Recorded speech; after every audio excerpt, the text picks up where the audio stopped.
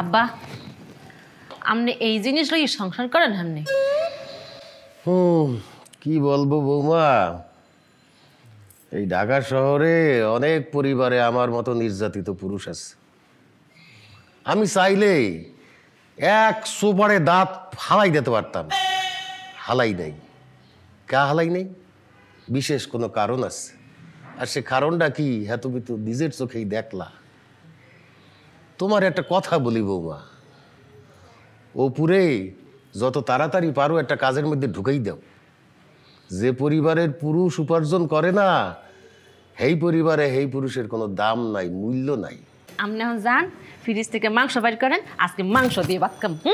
থাকি গরুর মাংসের বলে দাম বাইরে গেছে, 1 মাসের উপরে হয়ে যায় মাংস দিয়ে ভাত খাই না।